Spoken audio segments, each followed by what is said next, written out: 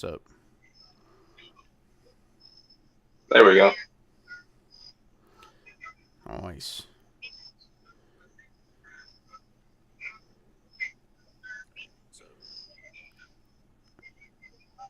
Damn, it didn't change my shit from last time. That's lame. Oh well. I'll change the fucking text after we finish doing all this shit.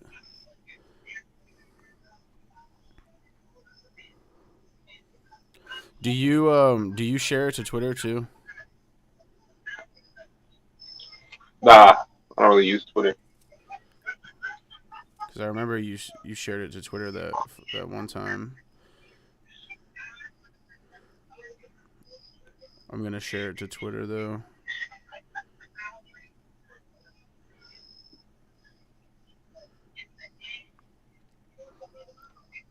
I guess I'm gonna play Wax while we wait.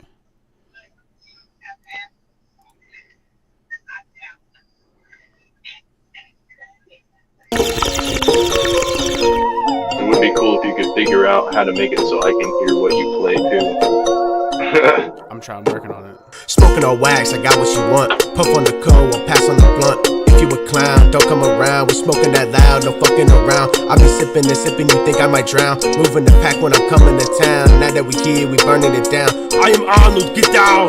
This shit is fucking lit, you're getting into it. I got the terps mixed with the distillate. Smoking my shit and I know that you feeling it. Hitting the dab, you know that I'm killing it. Grinding, I'm rolling, I'm licking it up. Seeing the scene, so lip of my blunt. If you need weed, just hit me up. Money in hand, I never do fronts. This shadow fire, gonna get you higher. Come and get your fix, call me the supplier. This shadow fire, gonna get you higher. On that nuclear car, it's that multiplier. Sipping and smoking, I'm getting too high. Fucking these bitches like 4 at a time. Chasing the paper and all of it's mine. Pounds of weed, ain't selling them dimes. Dimes, dimes, you turn on a dime. Changing your mind like all of the time. You simple sativa that ain't no high. What are you looking to buy? Give me the change and pay me at once. Money is money and drugs is drugs. I don't sell mids, I only got nugs. Get out your wallet, start counting them up. You can stick around and take a puff. Just say the word when you had enough. This ain't no huff, don't take too much. Brace yourself, it's the strongest stuff. This shadow fire, gonna get you higher. Come and get your fix, call me the supplier. This shadow fire, gonna get you higher. On that nuclear car, it's that multiplier. This shadow fire, gonna get you higher. Come and get your fix, call me the supplier. This shadow fire, gonna get you higher. On that nuclear car, it's that multiplier. Alright, I had this shit on loop. What's up, guys? This is the Illminds Independent Podcast with your host, SPtheGreat, a podcast by independents for independents, and we have our co-host, Bloodleaf, with us. So, this is going to be a pretty good show. I got Hello. I got some shit that I want to talk about in this one. Some good shit. I just gotta fucking take this shit off loop.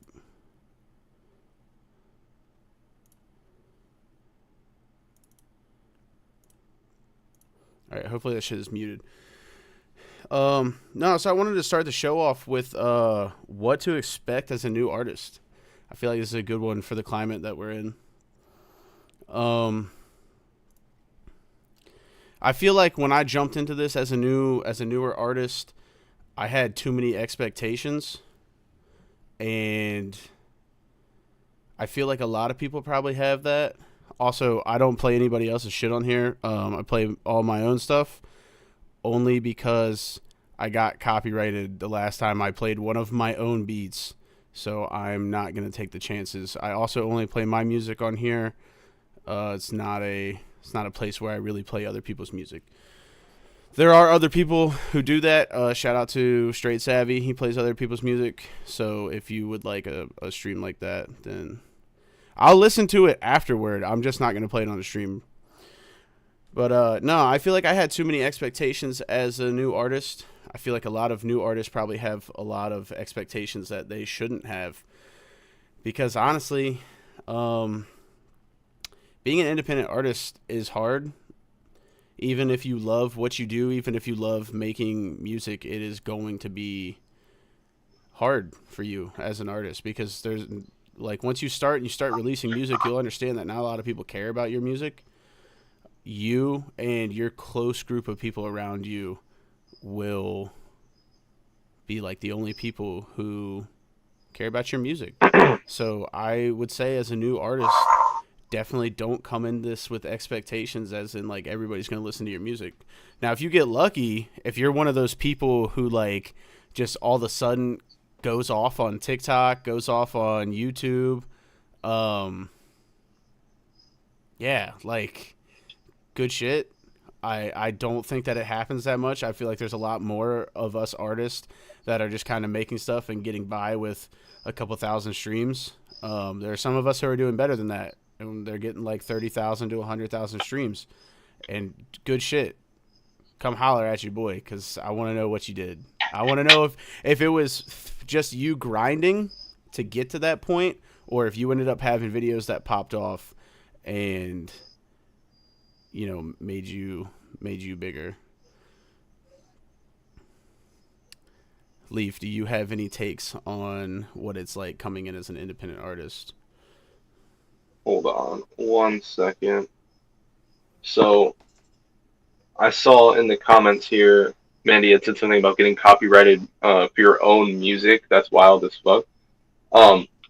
So, as an independent artist like that, you're gonna run into stuff like that a lot, where like, I made this one beat specifically for a YouTuber's outro, and I gave it to him, gave him all the rights to do it, and someone who had like sort of a similar kind of sounding bass copyrighted it or whatever, it like automatically copyrighted, and they fought tooth and nail like trying to claim all of his videos for it. And it was clear it wasn't just like automatic, because they, you know, when he submitted the claim, they were like, nah, that's my song. And clearly it wasn't. It's a completely different song. So I had to go and like properly upload that song and get all the copyrights for it and do all this stuff for it, so that I have, you know, obvious evidence that it's my song, and they can't do that anymore. But I don't know. It's definitely a tough road being an independent artist, because you have to work a lot harder than someone who has like a label at their disposal or endless amounts of money. Facts. I don't know. But yeah, I mean, to talk to Mandy too. Yes, Mandy, I got copyrighted by 2 different people on my own, on the same beat. On the same beat got copyrighted twice by 2 different people. Tell me how that works. Because it wasn't even their beat. I had literally like just made it that day. Also, right? And when you go to look it up, you couldn't even find one of them, and then the other one didn't sound anything like it. I appreciate you wanting me to play this song, but I already told you I do not play anybody else's music but my own on the stream, because I'm not getting copyrighted. If you keep spamming the chat, you are going to get banned.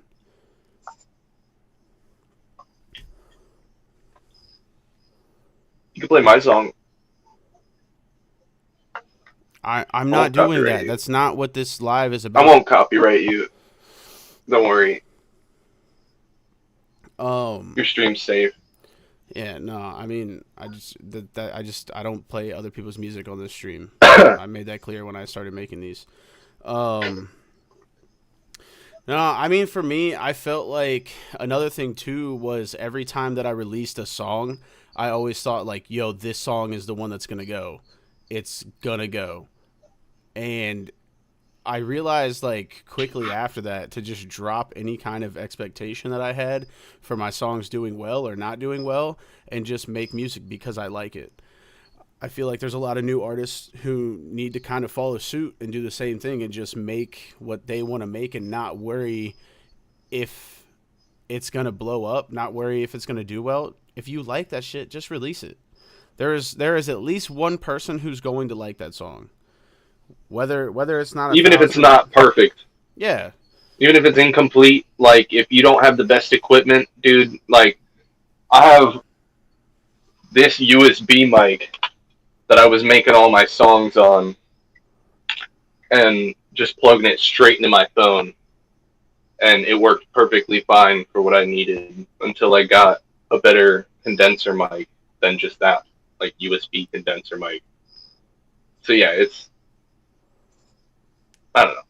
It doesn't have to be perfect. You don't have to make sure everything sounds like you have a perfect studio. I see tons of people on YouTube alone who are making beats in their cars, like I do, making beats in their basement with just a laptop, with just a phone, and they do perfectly fine. So I was gonna say that was me when I started. Just put your stuff out in a basement. And when you get better later, you can re-release it even better. You know, and I it mean, doesn't have to sometimes just you don't be even... something you upload once and then it's like forever. That's just the one time that you have it. People do live performances all the time. People do 10-year editions on their albums and stuff like that. Like, so tons of remaster stuff. I mean, that's so just like... put your stuff out, see if people like it. Then you can like, work on making it better when you get more money. Sheck West, though, I don't know if you've listened to that song, but Sheck West had that song that popped off where in the middle of it he was like, "Fuck, shit, bitch, young shit." Yeah. What? And so that entire part, the reason that he said that was because their computer fucking dropped out and they thought it wasn't recording anymore, and they left it in. And it just so happened to keep recording, and they left it in. Yep. So it doesn't. It just so happened to be a perfect timed out like bar.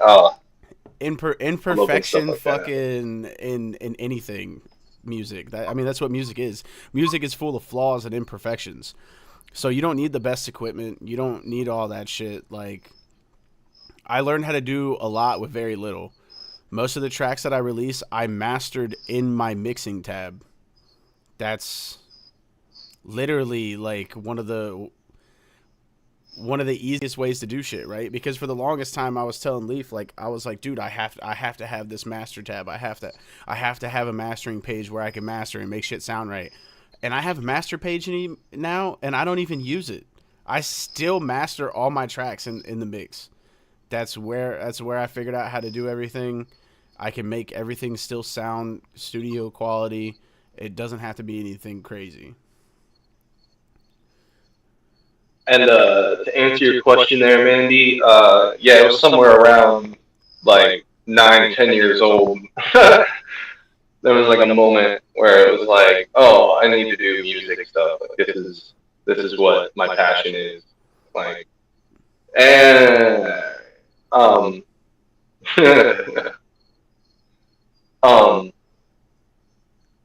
don't know. It was probably like maybe like 3 years ago when I was like halfway through my journey of like learning how to make beats myself and stuff, to where I was like, oh, I'm actually like good at this now. So it was like it came in waves, it came in steps. It was like I'm 9 years old and I'm like, oh, I'm kind of good at writing and singing. I should keep practicing this so I can get better at it when I get older. And then, you know, I like turn 18 and I'm like trying to like learn how to play guitar better and like, you know, learning how to like structure songs properly and trying to like learn how to like make beats for the first time and stuff, because I don't know, it comes in steps and waves with like inspiration that I get, at least for me personally. I don't know what happened with him, where his point was, where he decided finally like, oh, this is what I'm great at, I need to keep working on this, like, because he's written a lot throughout his whole life, just like I have. Like, I've seen notebooks and notebooks, like, stuff that he's like gone through. I say the defining moment would have had to have been when I was 12 and I fucking heard Little Piece of Heaven for the first time, and I was like, this drummer's fucking insane. And then just kept watching the rev until I fucking couldn't rev anymore because I ran out of fucking videos on YouTube. And I was like, fuck it. I was like, I'm going to get a drum set. I'm going to start playing that shit. And then that evolved into, I realized I liked a harder taste of music. Because Avenged Sevenfold is considered dad rock now. So I got more into like the Job for a Cowboy, fucking like Lord of Shore, Chelsea Grin type of scene. And just started writing fucking metal shit. Because I grew up on rap. That's what we both started off with, was like rock and like metal and stuff like that. where I'd say the passion started was with that music, and it slowly evolved over time into like the stuff we make now. I was say because like I had always started off like listening to rap. Just so happens I'm better at making this. That was the one thing that I remember the most. Like when I had started, was I always listened to rap. So I stopped listening to rap and started only playing metal around like 13. And the only reason that I started doing that was because I didn't like what was coming out. Can you hear me like twice when I talk? I think it's just because your voice is bouncing off your wall. Maybe. It almost has like a natural reverb. But so like when I was 13, like rap sucked ass, right? And I kept trying to get back into rap. From 13 all the way until 17, and I couldn't do it because everything that was coming out was ass. I guess around 2017, 2018, I think rap finally took a turn, and we got rid of a lot of the fucking mumble rappers and shit. So I started listening to rap again, got super into it, and Leaf showed me how to make beats and shit, and then I was like, fuck it, I'm gonna start making beats. And then I was like, well, I don't want to just listen to beats anymore, I want to rap on this. I want to have something to fucking do other than this. And yeah, here we are 4 years later, 4 going on 5 after December.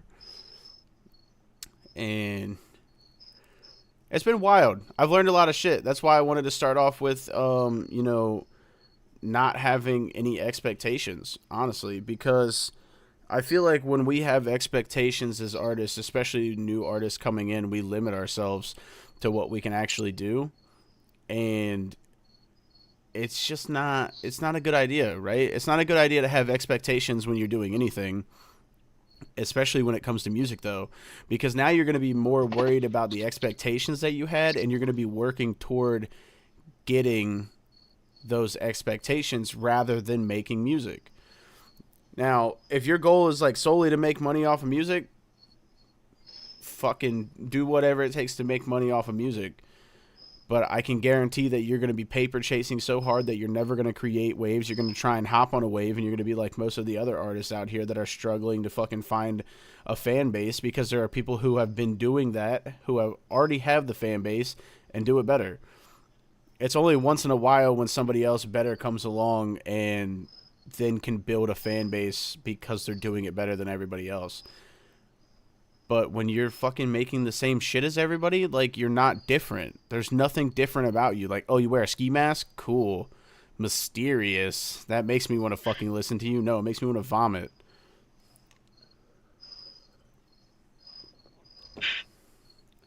I mean, I'm just being honest. Which artists exactly are you throwing shots at right now?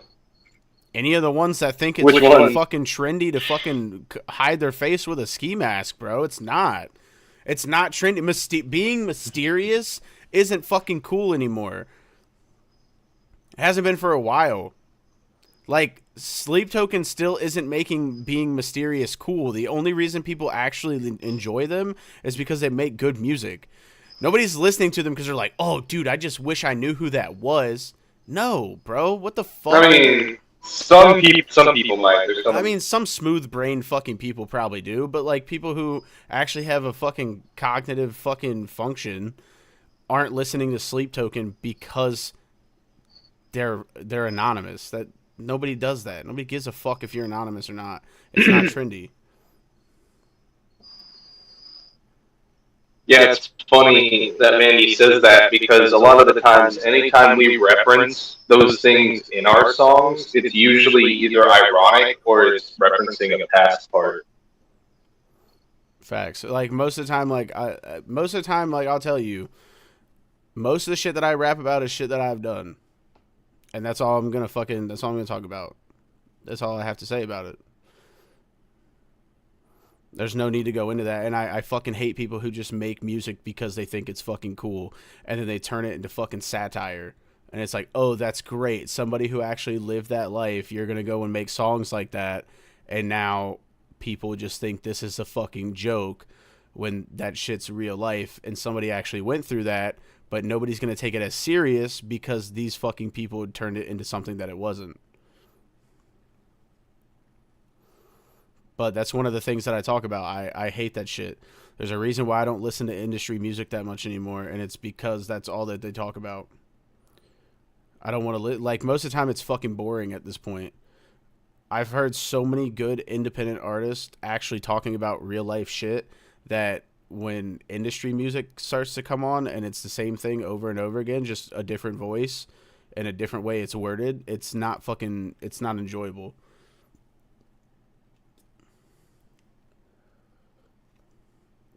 So I would say, which this is going to tie in to another thing that I have later in the show, but content.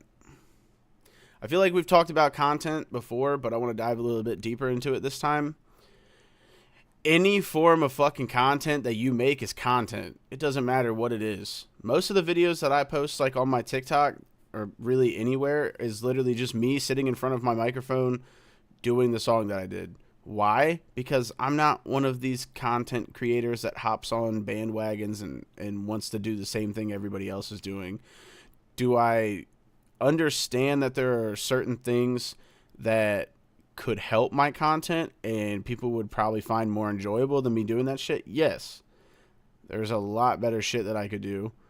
There's some stuff that I want to start doing, but I'm not going to go out of my way to focus more on content than I am to focus on music. I have too much shit going on with music to be a fucking full-time content creator. Doing the lives was one of the easiest things for me to be a content creator because it allows people that listen to my music to get to know who I am, and I also wanted to start a community around helping other artists or helping fans understand the struggles that independent artists go through, because most independent artists aren't looked at as great artists just because there's not an industry backing them with a lot of money. Yeah, Sauce Man. He knew you were joining. That's why he disappeared. It's all your fault. Now we don't get to see Leaf at all. No, I'm just kidding. But no, so I mean, with content, you can literally do anything. There's a lot of people who kind of do the shit that I do and just go live. Talk about whatever they do. I don't know. I don't really watch any other artist shit. I kind of focus on myself. I don't want to get any ideas from them. I want to do my own thing. I've seen other artists that go live. I've seen the stuff they do. I think Juicy J is probably the only artist that I've watched that goes live. And I pretty much just watch his fucking studio sessions when he's live. Which I'm kind of thinking about starting to do some studio session type stuff. I don't know if I'll do lives. I might do like some behind the scenes type stuff. But my thing is, I've seen a lot of artists say, like, you know, the music needs to take a back seat compared to content because content's where it's at right now. And I don't really think so. I think that if you have good enough music that you can still connect with people, even depending on if you do the easiest shit like I do. Banjo Cliff, I watched his TikTok, and he pretty much does the same shit that I do, and he's got a following from doing that. He makes dope fucking music, so I feel like if you make good music, people are going to like it, whether you have, you know, fucking high production quality content or not. I know we're moving in a content direction, but I would say don't throw away the art for content. That's my opinion. And I'm not saying that people who focus more on content than making their music don't care about their music. I'm just not a big content person. That's just me. Leaf is like fucking completely the opposite of me. The motherfucker has lived on content since YouTube was created. So he definitely has more ideas than I do. It is a good way to get in front of people, though. I will say, like, content is definitely a good way. I feel like if you want to get in front of people, though, you have to do something that you're comfortable with, because people will see that you're uncomfortable with the type of content that you're doing if you're trying to jump on shit that's getting other people views. hence why I started doing the lives as one of my main sources of content. Not only because I wanted to build a community with other artists, but because I realized it could get me in front of people. And I'm okay with that. I'm okay with that being my main form of content, to be honest, because I would rather sit here and do these lives and not have to fucking edit shit, not have to worry about any of that, just be able to go live for a couple hours, talk to people, hopefully help some other artists out, hopefully have other artists reach out to me to work with me, and show people that they have a place where they can come and be accepted for what they do. Because I feel like there's not a lot of places like that. A lot of places want money for everything. I don't give a fuck, bro. Come hang out. Come have some advice. Fucking share some advice if you have any. We'll get this thing going. Like that is what it is. If you have fucking advice on content, drop some advice on content. If you have advice on writing hooks, if you have whatever advice you think that you have that I haven't said anything about that you think is important, share that shit. That's what this place is for.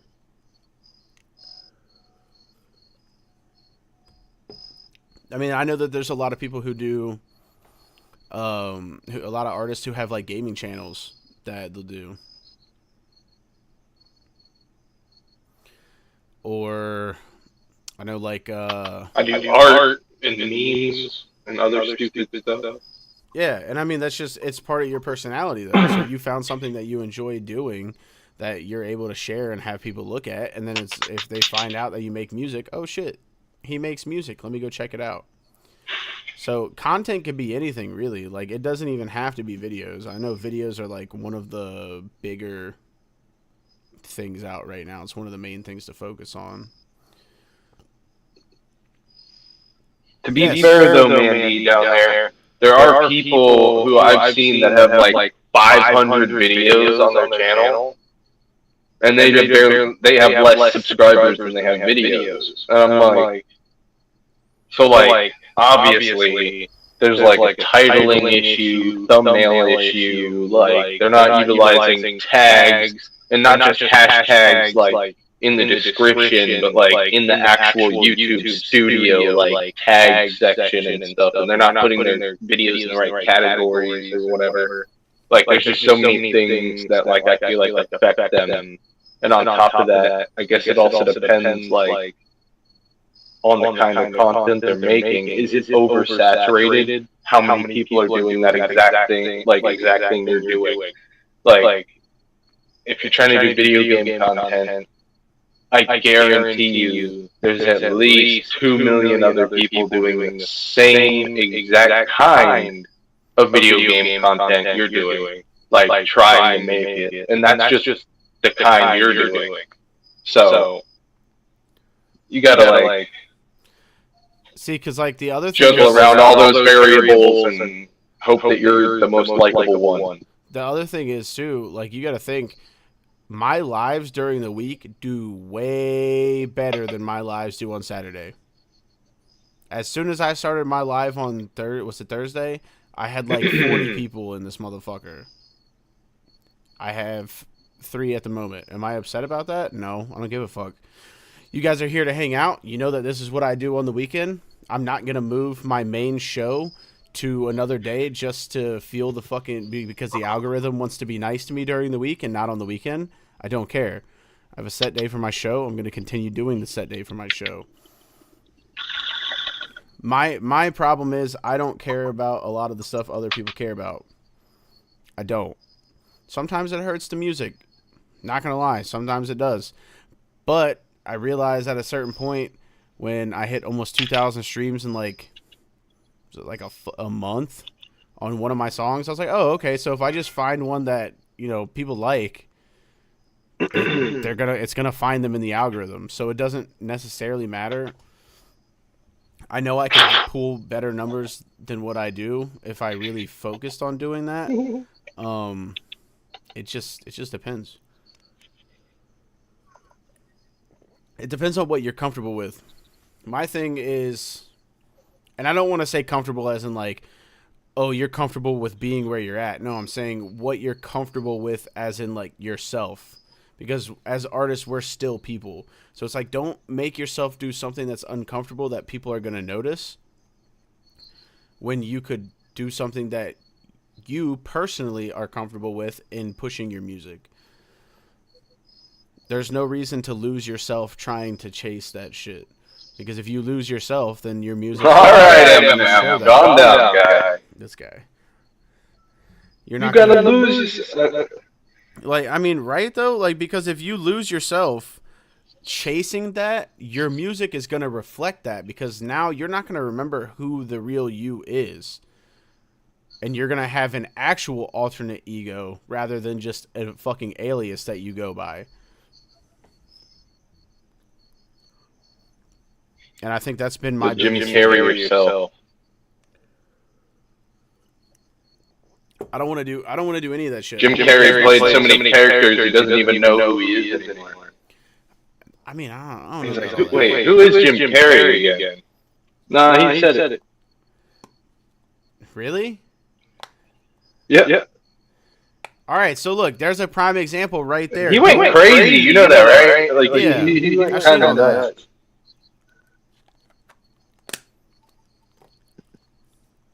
But don't go out of your way and lose yourself and not be true to the music that you make, not be true to yourself. And this has nothing to do with like artist ego or anything like that. This is like you as a person on like who you actually are. Because we're all connected to the alias that we use as our artist self. We're all connected. That's where it all stems from. It stems from a certain person. You, the artist. So when you lose yourself, you lose everything that you worked for. Everything. Everything that you're building, as soon as that's boop, gone, right? Everything else is gone too. That was hilarious. That's something that I'm not willing to do. Like, it's been a fucking weird week. It's been a fucked up week for me. But I don't care. I'm still doing the shit that I'm doing. Hey, Sauce Man, I don't know why I'm echoey. It's his fault. And I got paint on my face now. Yeah, it's his fault. It's coming from his thing. Because mine's only coming through this. I have no audio coming from anything. I have earpiece in that's like connected to it. So it's something coming through sitting, bro. Thing. Because all my outputs go into my headphones. I mean, I guess. Yeah. Yeah, kiss me, baby.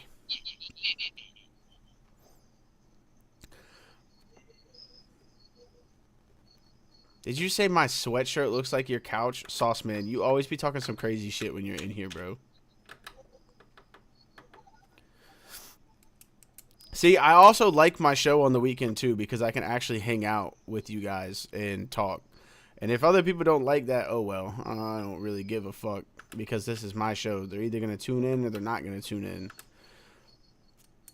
I like to actually be a personable person rather than just like, hey, this is my shit. Nobody's going to tell me how to do my shit, and I'm not going to talk to you guys. I'm just going to do it how I want. Nah, fuck that, bro.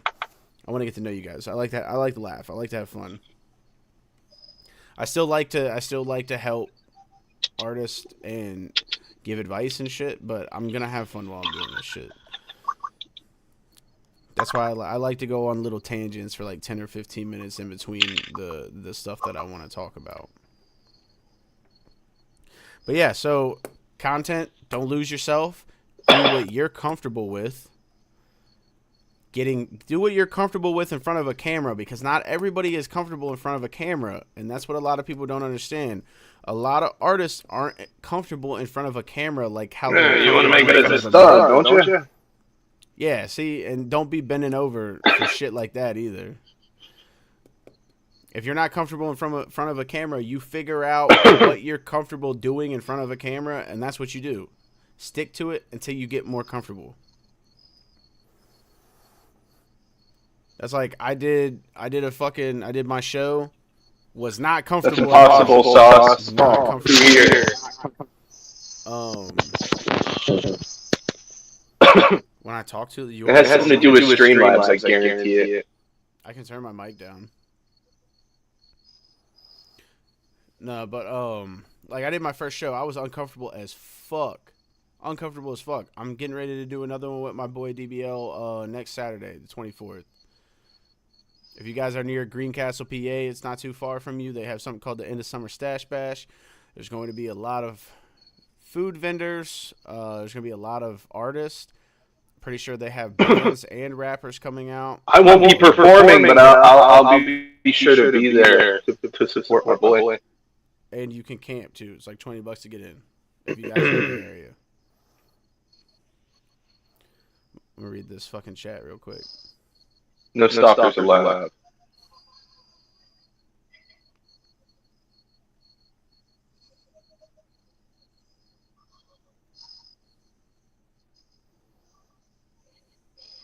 Yeah, exactly. That was another thing that I started to realize, and I think Leaf kind of saw me do it when I started doing my one a week, just because I have to balance like a job and shit. And I'm not throwing shots. Like fucking Russ will tell you when he started doing that shit, he had an option. He was either going back to school or he was getting a job, and he found out I'm gonna release once a week. He fucked up the algorithm and fucking just started going crazy because he was releasing once a week. But he was just juggling. I don't want to say, I don't know him personally, but he didn't have a job that he was balancing and shit like that. Like he was just doing the music shit. So for me personally, when I started doing a release a week, like I started losing, I started losing my shit because I started focusing on dates. At that point, I'm like, yo, I have to have this fucking song finished by this day so that way I can upload it and it will be released by this day. It was not fun. Did it help me in the long run? Yes, it did, because I started to get pushed in the algorithms because I did that. Now I think my last release was last month. Bro, he said he did it himself, and he has no idea what song I'm getting ready to drop this week, bro. He has no fucking idea. Sauce Man, you stay tuned. You stay tuned. You're going to like this shit. Guarantee it. Guarantee it.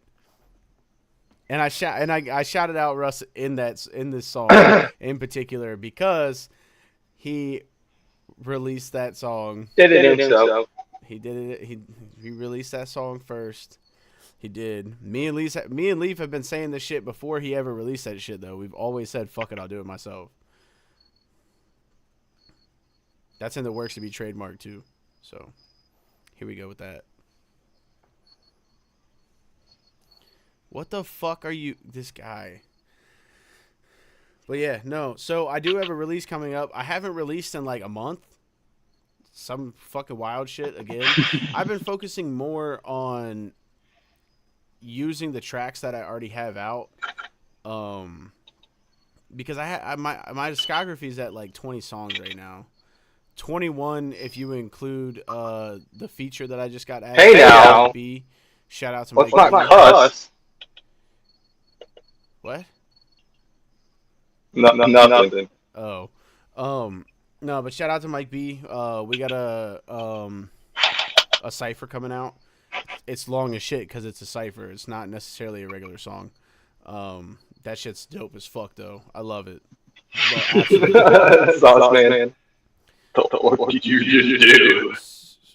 Yo, what's up, Chris? Appreciate you for stopping in.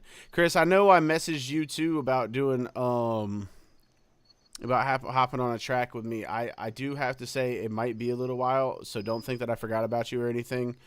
I decided that I'm going to go back to all the old songs that I had already started and haven't finished and get them finished. If I have any that I think you'd be a good fit on, I'll definitely send them your way. I haven't gone through them yet. I think a lot of them were just solo stuff.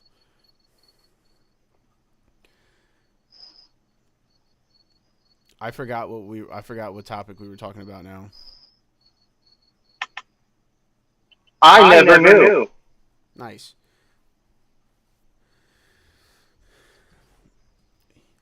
What the flippity dippity do did you just do?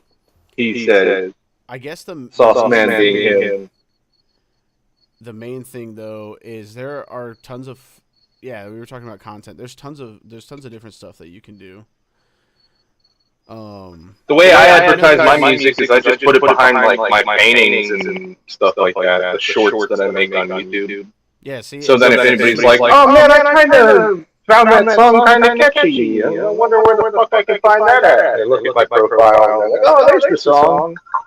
And then they listen to that. That'd be dope. But you never know. You just got to hit the right audience by trying a bunch of different stuff till whatever is most convenient for you. You have to like find this like avenue of like what's convenient for you to make, what's something that's realistic for you to make over a long period of time that isn't going to be exhausting and like mind numbing, and also still be original in order to get yourself out there. So it's like this weird.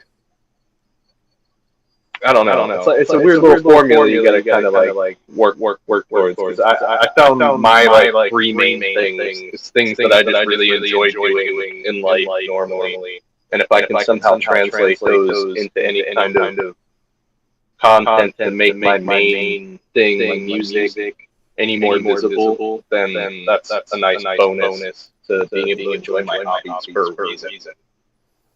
And see, that's anyway, sorry. Tangent. Like, Leaf has all these extra hobbies and shit that he does. I don't have extra hobbies that I do. Nobody wants to sit there and watch me fucking smoke tree while my song plays in the background. What? Sorry, what'd you say, bro? Nobody wants to sit. Nobody wants to watch you smoke some tree fur? While my hell no! I'm fucking up right now, dude. Damn, my bad. Into the gaming content shit because that's a completely different animal, and I don't even play as much as I used to anymore. Most of the stuff that I end up doing that would end up being content would literally be revolving around music. So I definitely need to start figuring out what to do. Like, I know I could do beat stuff. I know I could do like behind the scenes stuff, like when I'm actually working on music. Like today would have been a great day because I've been fucking flustered with this song. You can ask Leaf. I was going back and forth between Leaf and fucking Hendrix like all day to try and get this shit finished because I want to drop this bitch. And then. So this is another thing that is good for artists too. If you're making a song, don't go ask other artists what they think before it's finished. I got that advice from this fucking guy right here. Don't go and ask other artists what they think about a song because that artist will do it a completely different way than you did, so they will nitpick the fuck out of it.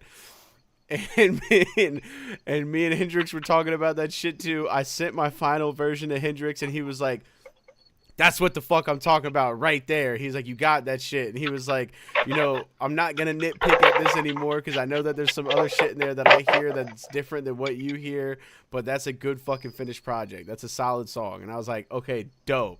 So we're all on the same page. Just don't go and ask your artist friends what they think of a track that you haven't finished yet because you're going to get a bunch of different answers.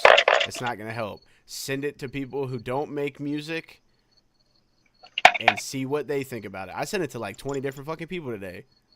There was a couple that I didn't even really know. One of them started following me because I had Mike B on here on Thursday. I can't remember what your name is and I feel like shit. I got my messages between you. I appreciate you for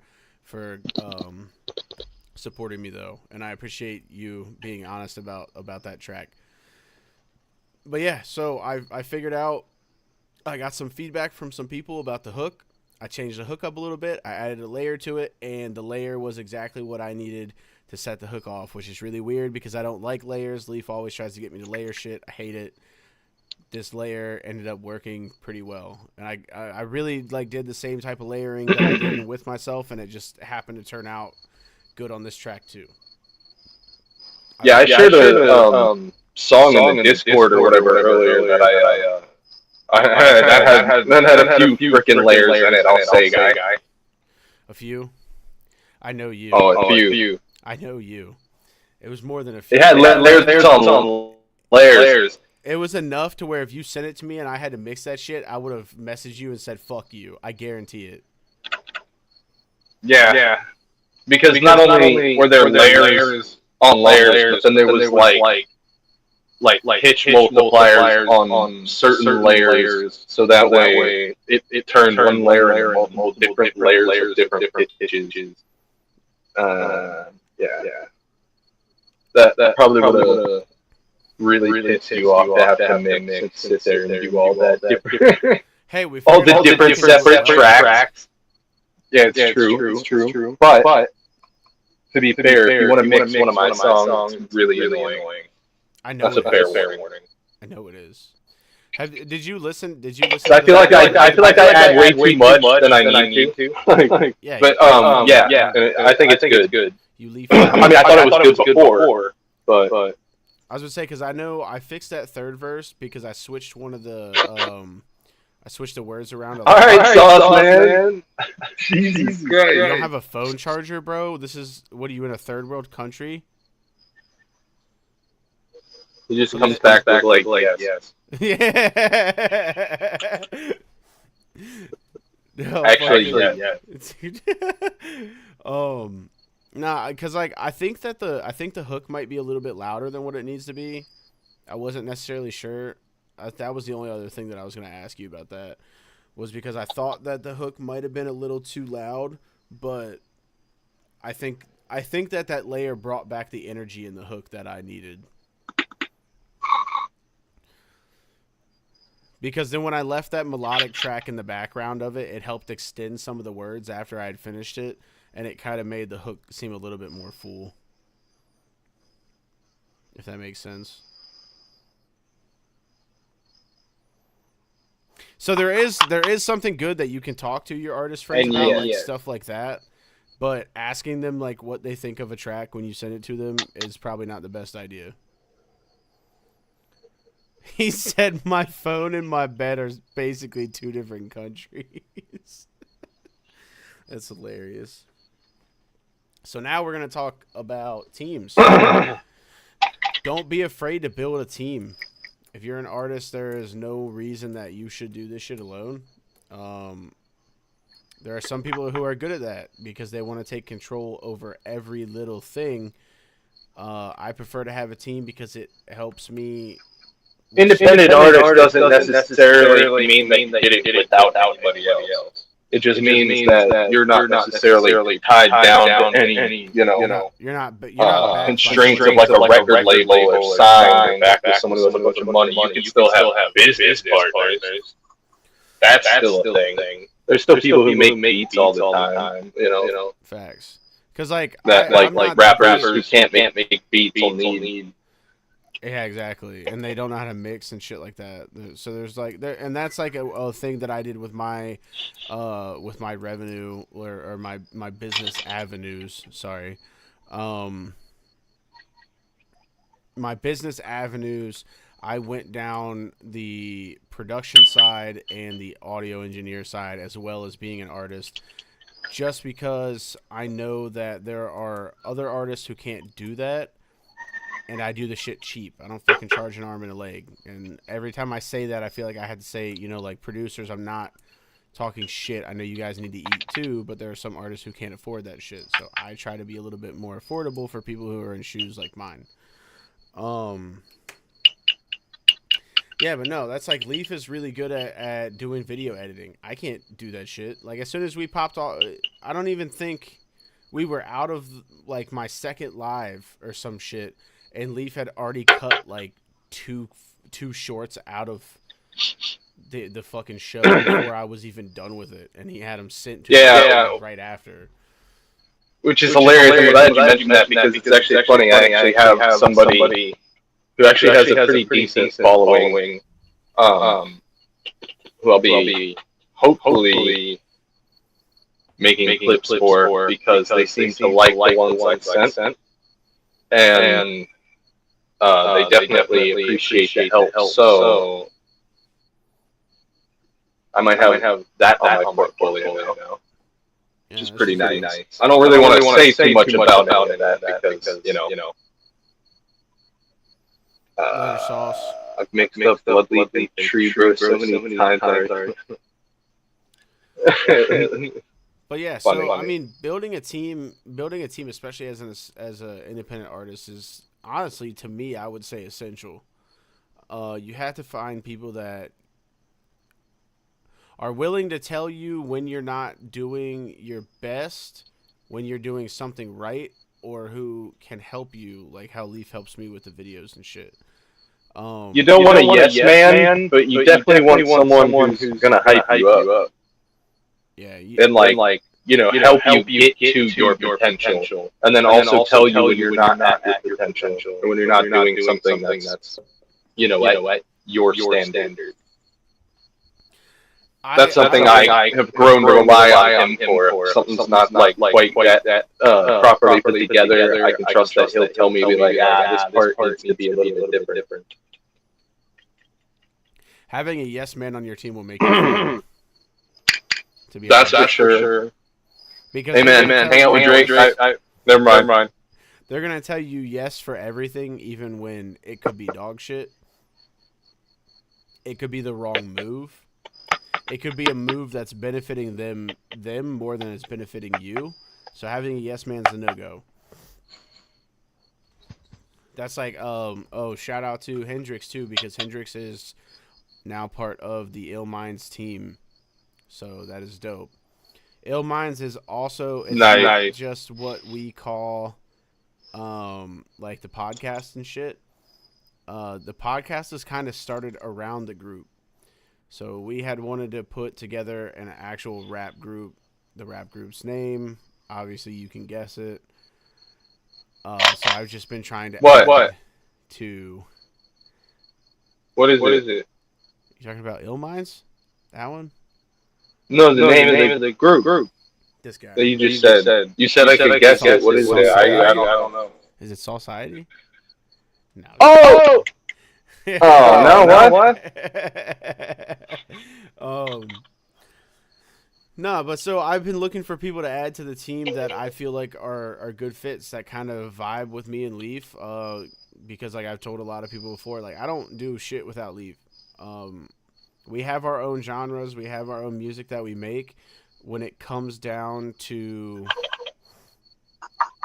actually doing business type stuff, fucking music business type stuff, I don't do shit without Leaf, and it'll stay like that for a while. I don't want to change it. I can't even say it will stay like that for a while because he's like it is what it is. That's really the only person that I need. I don't need anybody else. I just been looking for other people who think like us and want to make music like us. And what we need is people who will hop onto songs that we're making and be willing to actually take the time to write it and record it and stuff in a timely fashion. Like I'm not asking for like a whole composition. Like just put some stuff together. Make sure it's decent, and go from there. Facts. But that's why Hendrix, a lot of people don't. Perfect fit. Because if anybody goes and looks at Hendrix discography, this man's has albums, bro. And I don't really see a lot of artists putting out albums like that anymore. And he just be putting out albums. And I've already talked to him about like the way he releases his albums to help him get into the algorithm better. Because when you release an album, it doesn't shoot every single song in. So if you do a waterfall release, you're more likely to get some traction by doing waterfall releases rather than just uploading an entire piece of work and good. So I mean, I definitely thought he was a good fit because anytime I talk about him, talk to him, we're talking about music, we're doing music related shit. I mean, we have regular conversations outside of that, but he's definitely one of those music like-minded people like me and Leaf. So I think we're gonna have some pretty cool shit come out soon. I'm excited for that. I'm ready to see that. I know a couple people that we had added to the Illminds have been they've been on a little hiatus. I don't exactly know what they've been dealing with. It is what it is. It happens. Life gets in the way. Families need to be provided for. So they got their own stuff that they're doing, and it is what it is. Until they can get their schedule back together, I'm not going to really be able to work with them too much. Sometimes it sucks, sometimes it doesn't. I have so much of my own shit that I need to go through that I can't really focus on making anything new at this point. So, not necessarily worried about it. You could say that. And I don't want to say like I'm not worried about it as in like I don't care.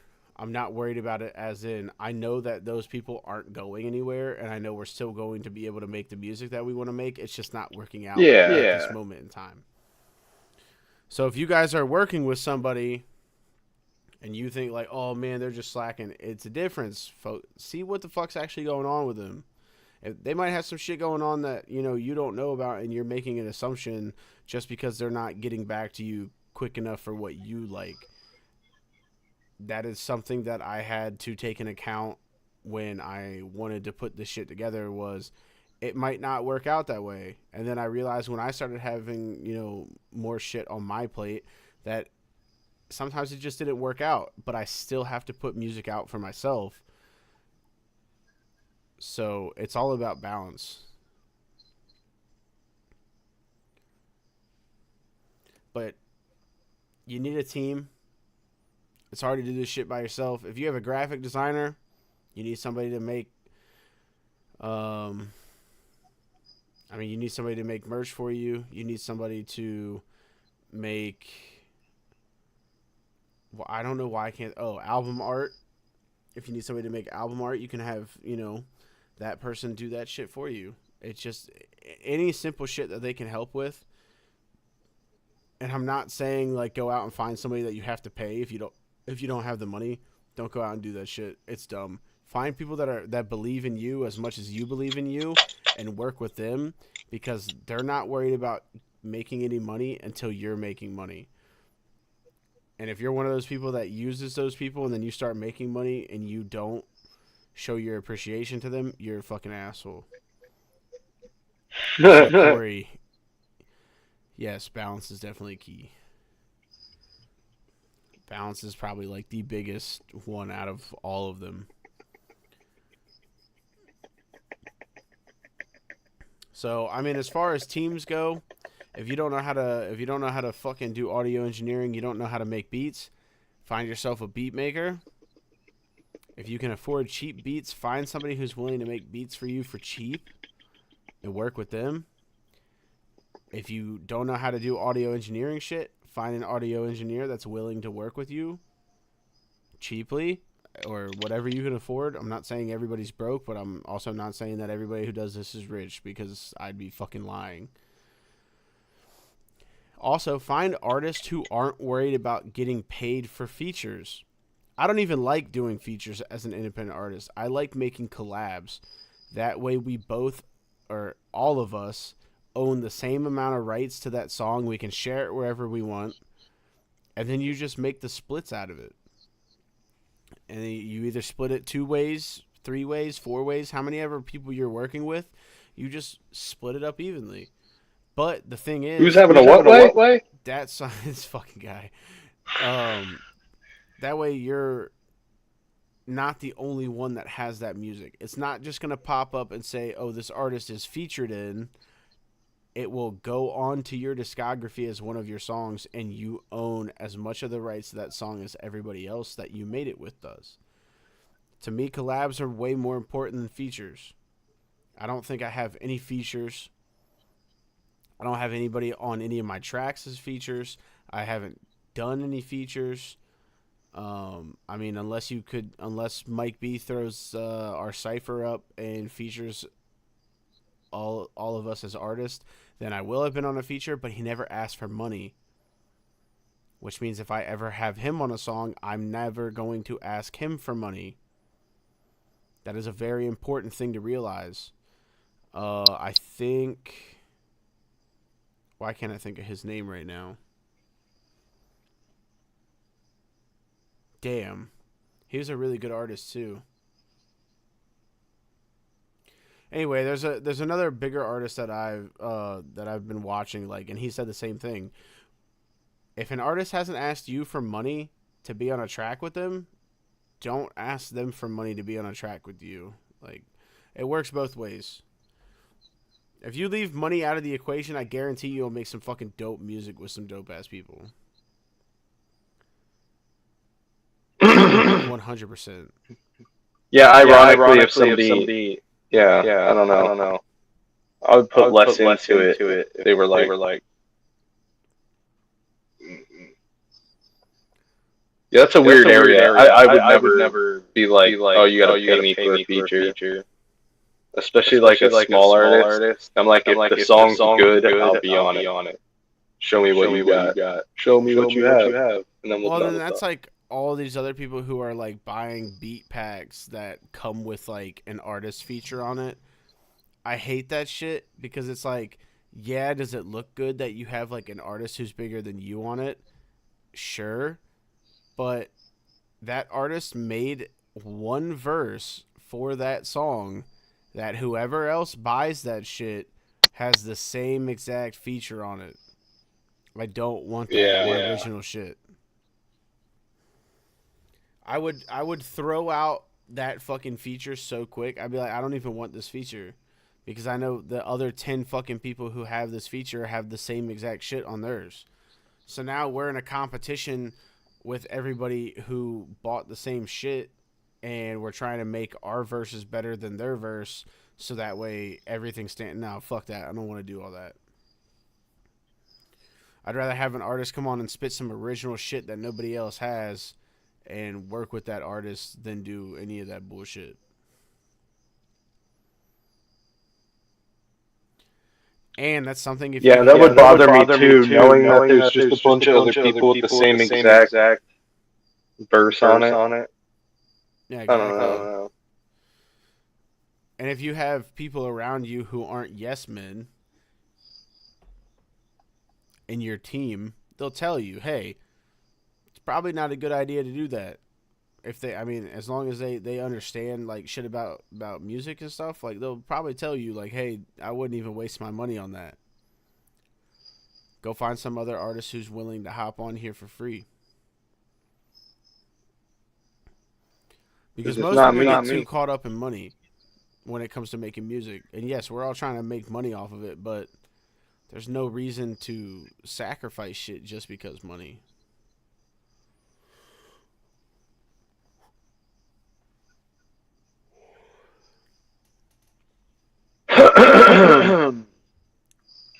Honestly, if somebody asked me for money to be on a song, like if they were like if I was like, hey man, you want to be on this song? And they're like, oh yeah, if you give me like this much money, I'll be on it. I'll be like, oh, so it's like no. So you just like don't respect me as an artist. Got it. And see, that's the other weird thing too, right? Because asking for you take yourself too seriously. Oh, okay, bro. Asking cool. for cash goes both ways, because if an artist wants to hop on your shit, the person who made that song can be like, well, I charge this much for a feature. Or if you ask somebody to be on a song, they could be like, well, I charge this much to feature. So it goes both ways, and it's a shitty game. I fucking hate it. That's why I typically only work with people who just want to make music. Because as long as we do all of the shit that we're supposed to do right, we'll end up making money. Because they get their fucking splits either way, because they were on the song. Whether it's fucking 10%, 50%, whatever the fuck the case may be, whatever you work out with them, they'll get their split at the end of the day. So if you end up doing what you're supposed to do and you start making money off of your music, they're gonna get paid off of it regardless.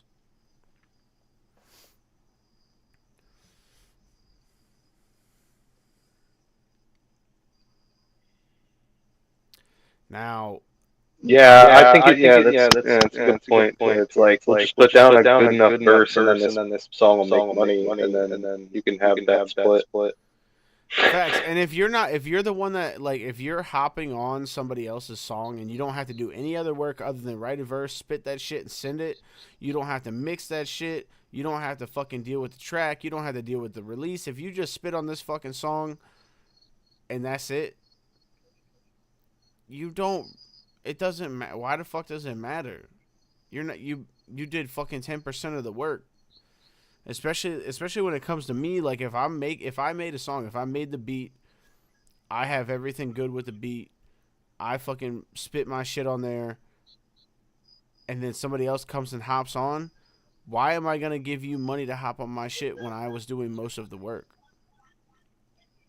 Yeah, that Or makes no why sense. am I going to give you a 50% split when you did 10% of the work? Because now that you sent me your verse, I'm mixing it, I'm fucking mastering the fucking track, and then I'm releasing it. So you did 10% of the work. That's what it is. There's no fair and unfair. If one person is putting in more work, that's what it is. That's why I prefer to put in more work. Facts. Fuck it, I do it myself. That way I don't even need it. I mean, most of the time when I want a fucking artist to hop on the track, it's not because I think I can gain from their following or anything like that. That is a side effect. That's a side effect of working with somebody else, is that you can tap into their fan base. But the main reason that if I'm even asking somebody to be on a song with me, is because I think they're fucking dope as shit, and I think they're a good fit for that song. Yeah. If I hit someone up to be on a song, it's because I like them. It's because I probably listen to their stuff and I think that they're good. Yeah, I don't go out of my way to make songs with artists that I don't listen to. That's not. I feel like that's not good business practice, if you could say. I wouldn't do it. Yeah, I'm fucking tired tonight, bro. Shit.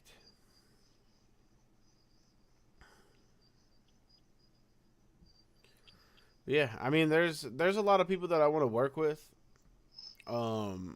It just comes down to how quick I can fucking crank these songs out that I should have finished fucking months ago. Probably some of them probably a year ago. Shit, I think I have like 3 from a year ago that I need to finish. Yeah. I have like almost it's like an album and a half's worth of songs unreleased right now between 2 different albums. If that makes sense. I know it does. It just might sound confusing. I mean, that's like in the vault, like I probably have like 15 fucking songs that need to go. I just fucking I got fucking busy and just fucking forgot about them because I had new ideas.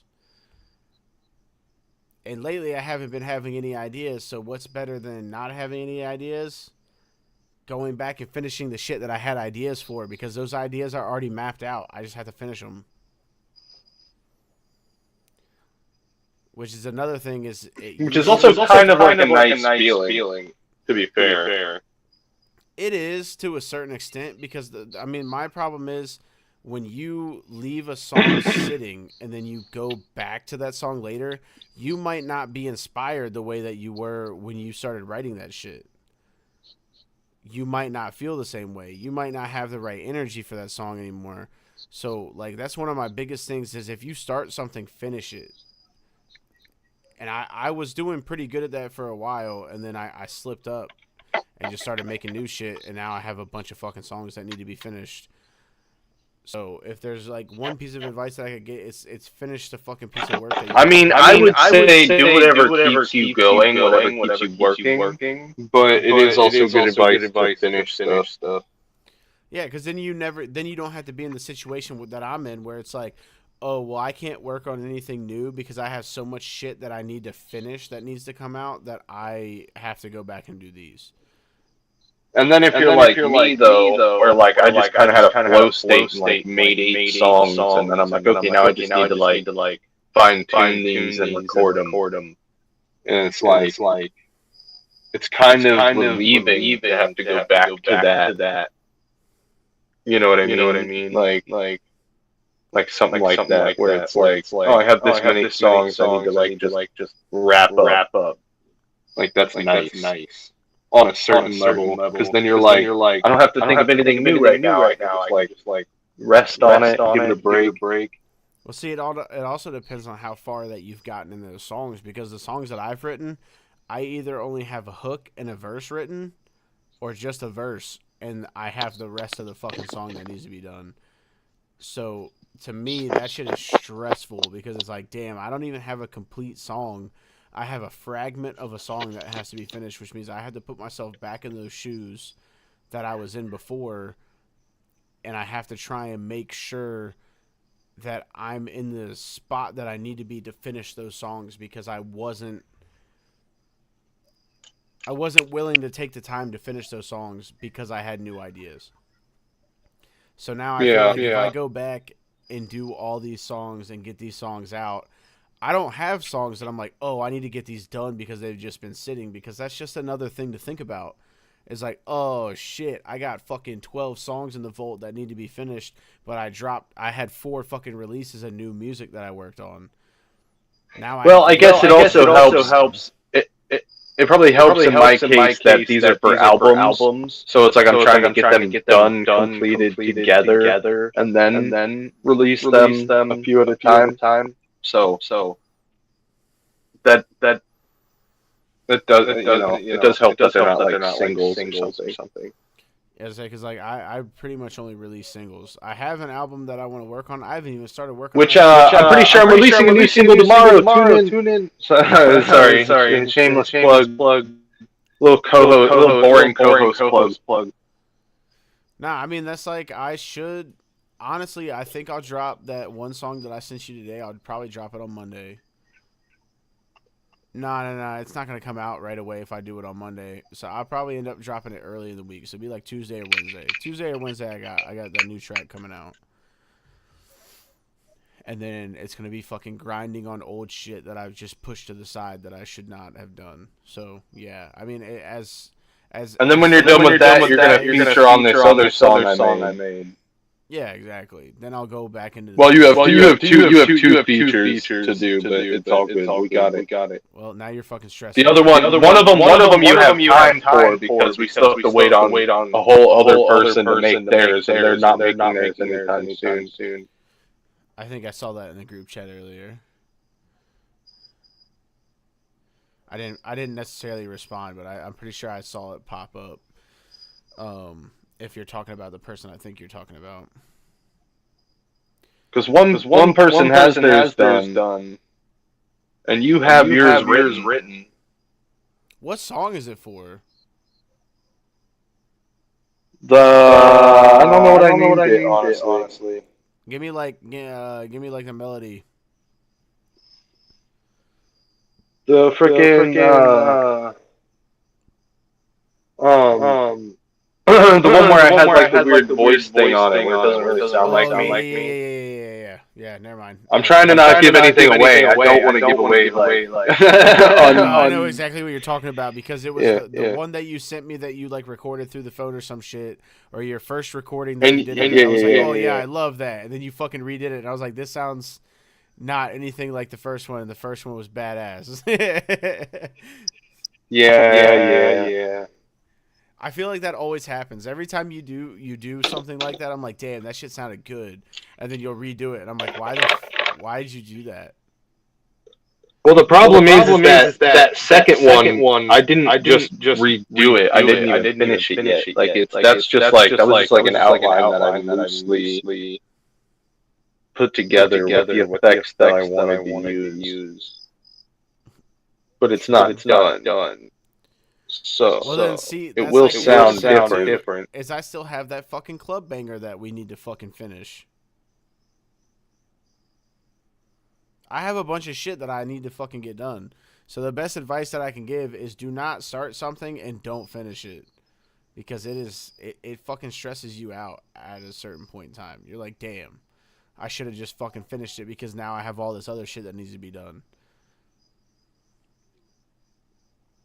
And then that kind of brings me into my last topic of the main topic that I wanted to get into tonight was not having expectations.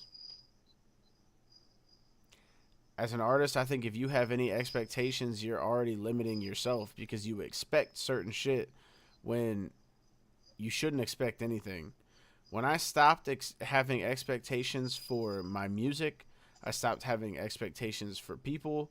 I stopped having expectations for beats. Everything started to go a lot smoother because I wasn't worried about anything. So if I could say one thing that would help or probably benefit the most would be do not have any expectations. There's no reason to have expectations. You're already limiting yourself having expectations. Because now you're not freeing your mind up to do exactly what you want to do when you set those expectations for yourself. You're only worried about the expectations that you set rather than making whatever kind of music that you want, making whatever kind of video that you want, making whatever kind of content that you want. You're putting yourself in a bubble with your own expectations. Drop your expectations and just do the shit. Don't expect anything to come from it. That's the main thing that I have to say. Don't expect anything to come from your music. Don't expect anything to come from your beats. Don't expect any of that shit. Just fucking do it. Don't put yourself in a box. I put myself in a box. Okay, Nike. This fucking guy, dude. Oh, I'm gonna buy a pair of shoes. When I first started and I had expectations of my music, I had expectations of what I wanted, it didn't feel as good as it does now. Because I'm not expecting my fucking songs to blow up. I don't give a fuck if my songs blow up. I make music for myself. And I'm okay with that. I'm okay with making music for me. I don't need to make music for other people. I make music because I feel like there was a hole that I saw that I wanted to fill. Figuratively speaking. Because I saw a gap in the music that I wanted to listen to, but I also saw a gap in myself that I wanted to fill, and music just happened to be the thing to fill that. Fuck you say, bitch? What? What'd you say? Bitch? Nothing. No, I fucking heard you. Fuck off. And the other thing is too, why would you want to put expectations on yourself as now? I understanding having goals that you want to hit, but goals are different from expectations, so you have to take that into consideration too. Because if you expect your music to do good and it doesn't do good, you're just going to dig yourself into a hole and you're not going to feel good about the music that you're making.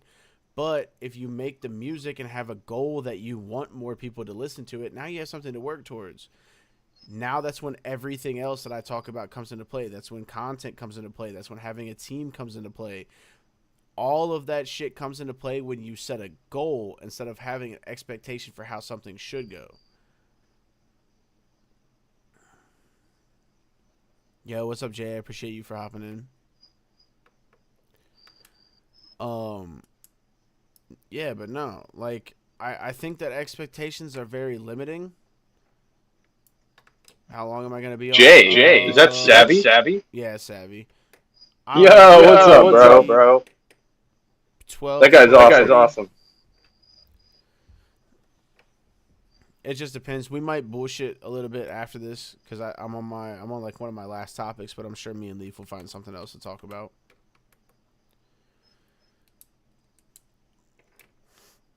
So, I guess that's my biggest gripe, to be honest. It's just having expectations for everything. You can set goals. Goals are healthy. Goals are a good thing to hit. I said that I wanted to have more people listen to my music. That was one of my goals. I hit fucking 13 monthlies at one point, 1,300 monthlies at one point, and had almost 2,000 streams off of one of my songs in less than 30 days.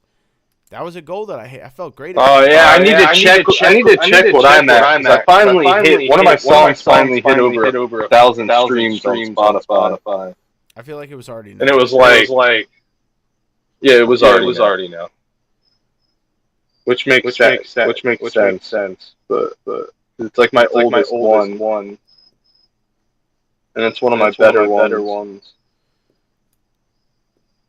Yeah, everybody's been saying. Can't wait. I'm pretty sure it's where he's sitting. I'm pretty sure it's his voice is just, it has natural reverb where he's at.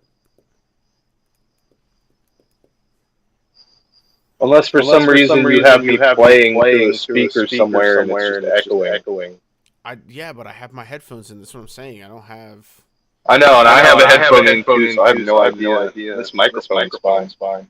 Hold on a second. I mean, like, unless there's feedback Hold coming up. from... Woo! Unless there's feedback coming from my headphones, but I don't think so. Hello, coming to you live. Does this sound any better? He said that's better now. So it was just because where you're at and how your phone was set up. Oh. Dude, you should have had that plugged in at the beginning. What the fuck? That sounds so good.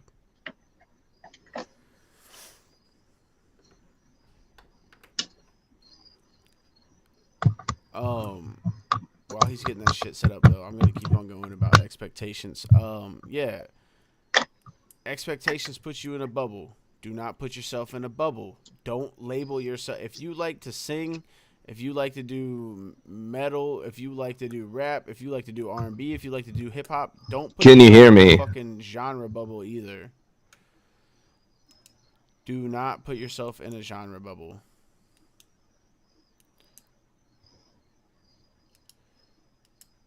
Sav, you funny motherfucker.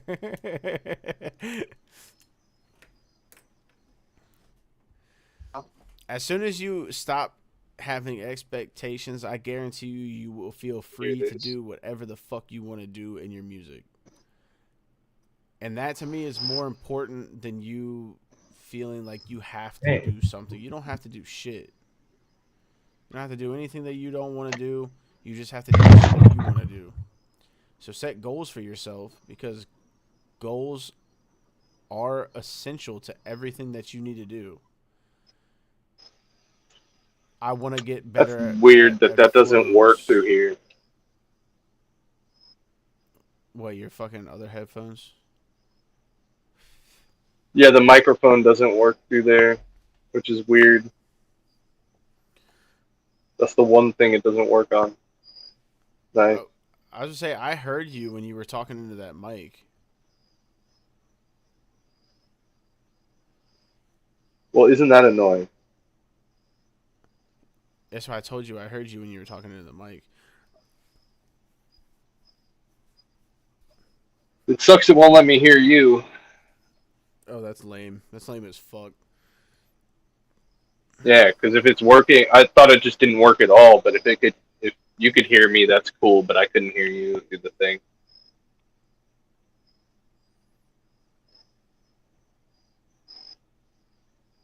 Oh well.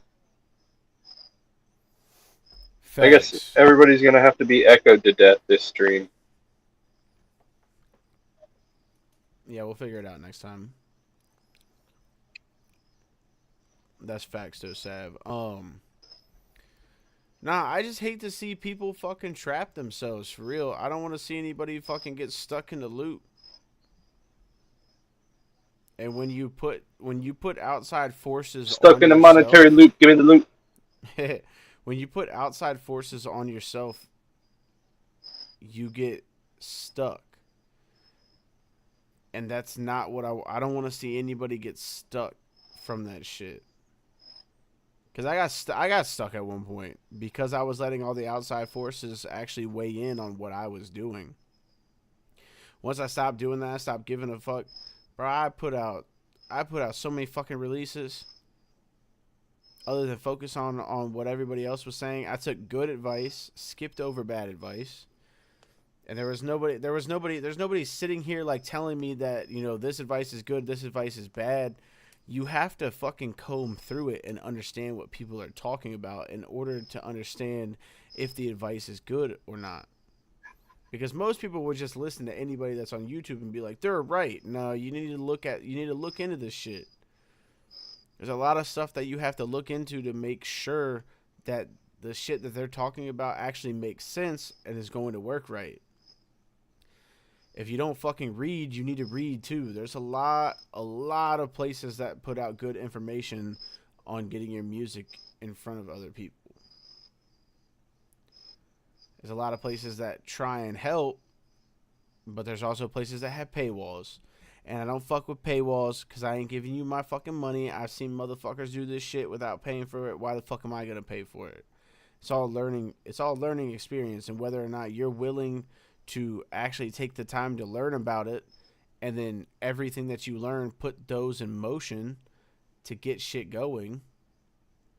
But if you're not willing to do that, if you're not willing to learn and put everything that you're learning in motion, don't have anybody to blame but yourself. You expect this, and this is why I say drop your fucking expectations, is because you expect something to come from nothing, essentially. If you're not putting in the work, you're not trying to get out there in front of people, you're not trying to help other people, you're not doing shit, but you have expectations, and you expect this to happen, but you aren't doing anything, you're fucked. So drop the expectations and set goals. That is the biggest thing. You want more people to listen to you. How are you going to do that? Oh, well, I'm going to make this type of content. I'm going to do it consistently. I'm going to do this. I'm going to do that. That will help me get to my goal of reaching more people and having more listeners. I want to have more followers. I'm going to do this and I'm going to do that in order to get these followers. That's the goal. The goal is to get more followers, but you have to put plans in motion in order to make that happen. I wouldn't have the amount of fucking subscribers or followers that I have right now if I didn't say, fuck it, I'm going to do these lives because I know that that's going to get me to where I want to be. That's going to have more eyes on me. That's going to allow me the ability to start creating the community that I want to start to create and reach my end goal, which I haven't even set any small goals for doing this. The goals that I set was I want to reach more people in order to start building this community. I've done that. I have artists that I am fairly positive support what I do and like what I do. They've come into the lives and hung out in my lives and talked and shit. I've had conversations with some of these other artists outside of the lives. I've performed with some of these people so far, which I'm happy about. It's fucking dope. It's cool as shit to go and do a show and end up actually working with these people after the show because they liked what you did and you liked what they did. I mean, my goal essentially right now is just to get more eyes on the independent scene and help other artists and grow other artists. And that's not saying, I'm going to go out of my way and do shit like a manager or a promoter for these artists. No, I want to build this community to where other artists start gaining traction from people that are part of this community. Or at least have a place to go to talk to other artists about stuff. Facts. Maybe find someone to collab with, Facts. It's all just community. Who knows? It's everything that has to do with community. Maybe you'll find your best friend. Maybe you'll find that dude that, you two make, the best music together. You know what I mean? You'll find the Key and Peele of music just, chilling in this community, maybe. That would be dope. But, that comes with time. And like I said, this isn't just a place for artists. This is a place for anybody who does anything independently. If you have a business that you run independently, you are fucking welcome here. I know I talk a lot about music and shit because that's what I do, but I also talk about finances. Yeah, check out my Etsy page, Bloodleaf Studios.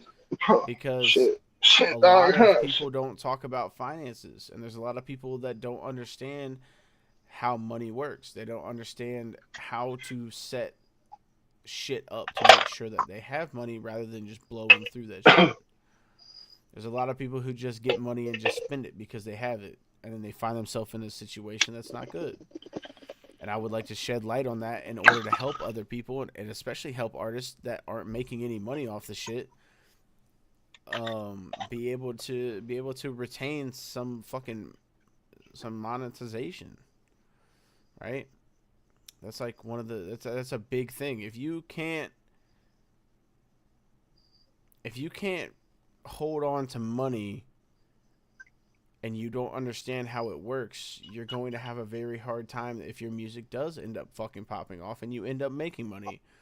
You'll be in the same And then position that you were in before. then you have people, a bunch of artists who go out and they spend like a ridiculous amount of money on a new car, a new house, and stuff because one of their songs popped off, and then they don't make another song that pops off, and then all their money's gone, and they're like, "Oh, should have invested that.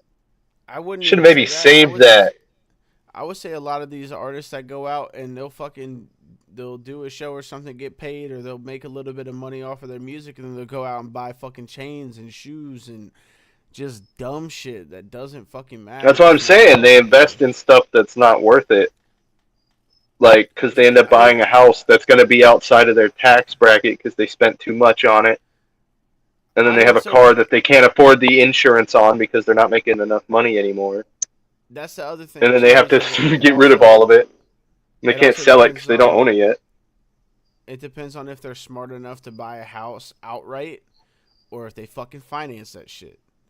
Because if you buy but the property tax on like a mansion is incredible. No. And I'm talking like I said, like, I'm talking about regular artists. If they bought like a regular house like this, they'd be fine. Yeah, that's what I'm saying. Because like even if they had a fucking part-time job making fucking $20 an hour, you might not have lights, but you still got a fucking roof over your head as long as you pay the fucking personal property taxes on it.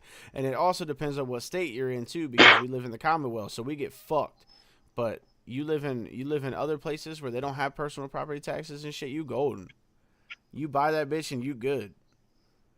Because like I said, if them lights get fucking shut off, you still own the fucking house. And the way that property goes, you could potentially end up making more off of it when you sell it than when you bought it. But it comes out to buying it outright. It comes out to fucking making sure that you're not living. Don't try and live beyond your means to make it look like you're balling to other people, because to these other people do not give a fuck. You think that it matters because the climate of social media that we live in, but I'm going to tell you fucking firsthand, I do not give a fuck what kind of car you drive. I don't give a fuck how big your house is. I don't give a fuck if you have a house. I don't care about the fucking ice that you're wearing on your fucking neck or the ice that you got in your mouth. Honestly, if I see that shit, I'm like, wow, they're dumb as fuck when it comes to money, because they're just willing to spend that shit on anything. Y'all willing to spend that shit on anything just to impress other motherfuckers that don't actually give a fuck what you got on. You think that it means something because you think that fucking like, oh, well, these people are hating on me because I got this fucking chain, but they ain't got no chain. No, bitch, I'm just smart with my money. Fucking need a chain? Fuck you talking about? What the fuck does that chain get? Hey man, robbed? Why does a fucking place? Like, I don't need that. Why does a wife, buy a new dress to look good for her husband?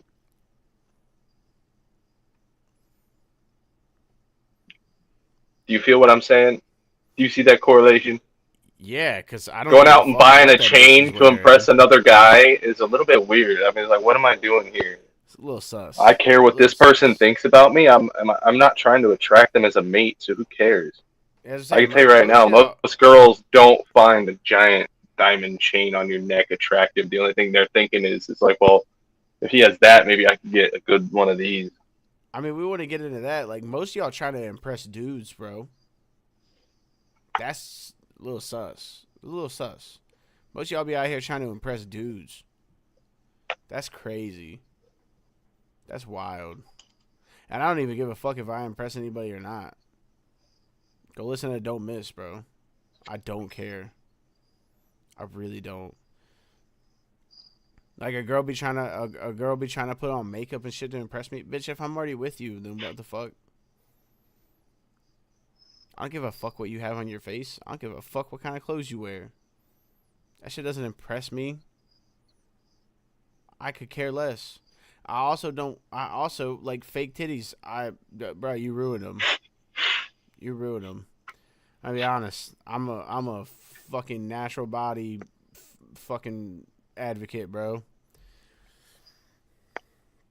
It's like you got like that shit's crazy. Like, don't mutilate yourself. Don't do that. Be natural. Be yourself.